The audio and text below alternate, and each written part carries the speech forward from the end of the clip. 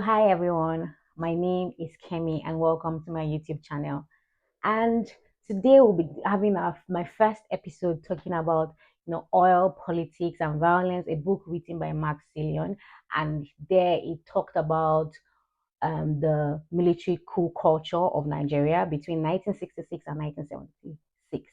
Now today is my first episode and we'll be diving into it. Now just a few introductions, basic things that we all know about Nigeria. We know Nigeria is in West Africa. Most of us know that Nigeria has 36 states. At least Nigerians know that Nigeria has 36 states. And we also know that Nigeria is the most populous black nation in the world. Our population is currently 218.5 million people, to be precise. Now, previously, Nigeria did not have 36 states. It was divided by regions. Now, the northern region, and each of these regions had a premier. Now, the northern region, the premier was Ahmadu Bello. The western region, the premier was Obafemi Awolowo. The eastern region was Nnamdi Azikiwe, and the midwest was Dennis Osadebe, who is someone that I didn't know existed until I read this book. There was a particular, figure called Dennis Osadebe, which is very interesting. Now, Nigeria has gone through 10 military coups. 10 military coups. It has gone through three, assassinations of head of states. We've also had 3 decades of military dictatorship, and we had a terrible, terrible civil war. So Nigeria has been through a lot.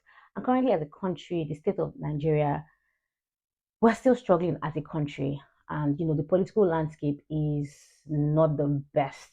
There's so many things wrong with our political landscape at the moment. However, we're not going to get into it. We're going to start with, the characters from this book. Now, the first person we'll be discussing in this book is Lord Lugard. So when Lord Lugard came, he did not care whether they were people that were already living in this place, whether they had different cultures, whether they spoke different languages, whether they had different religion. He did not care. All he cared about was how can I make profits? How can this benefit me, and how can I, easily control this region? You have to think about the fact that this had become a British colony, and it didn't matter this landmass and the people within it, what is in it, by referring to the resources belongs to me. That's where they were coming from. So, and this amalgamation of the Southern Protectorate and Northern Protectorate became Nigerian colony. This was referred to as the mistake of 1914.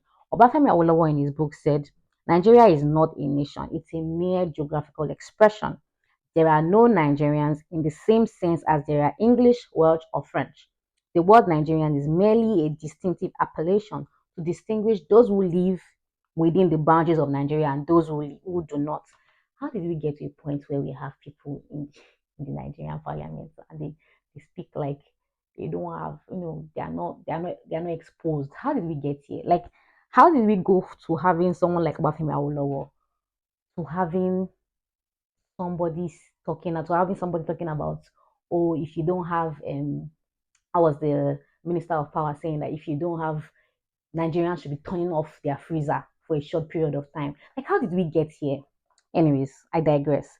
Tafawa Balewa also said, since 1914, the British government has been trying to make Nigeria into one country, but the Nigerian people themselves are historically different in their backgrounds, their religious beliefs, customs, and do not show themselves any signs of willingness to unite.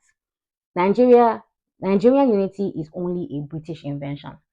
Now, Bafemi Awolowo moved from a regional mindset into a nationalist mindset. You can put it like that. He started thinking about the oneness of Nigeria. Now, another thing that happened during the amalgamation is the fact that when the colonial masters got to the north, they liked the way the north was already running things. So they liked their leadership. In exchange, the north did not want to be contaminated by, the education and the civilization that the Western world was bringing. While all of that was introduced to the south, including Christian missionaries, they didn't bring that to the north. They liked the leadership of the north. Now, the ripple effect of that is the north was not getting educated. They accounted for only 10% of enrollment. I think you can't eat your cake and have it. You have to choose. Now, how did that happen? What happened is they have more power. As a result, when the southern side wanted to, start the independence process in 1957, yeah, fun fact, we would have gotten independence in 1957. I'm correct. Now, when they wanted to start the independence conversation, the North felt like they were not ready, so they said no to that. Now, there was also, as a result, Ahmadu Bello started the internalization program, which is, the North first.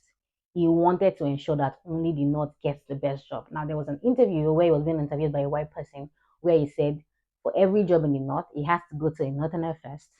After he goes to a Northerner, then he goes to an expatriate, he quotes the white man. From there, it then goes to a Southern person. Now, somebody said that this is not from a place of hate.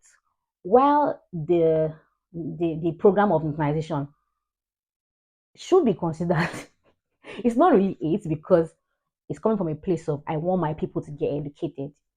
Where the witchcraft now entered the matter is when it's now saying, oh, if there is no northerner, take an expatriate before you then consider a southerner. So you're saying that I will be successful, and then instead of giving whatever is left to a fellow Nigerian, I will give it to an outsider first.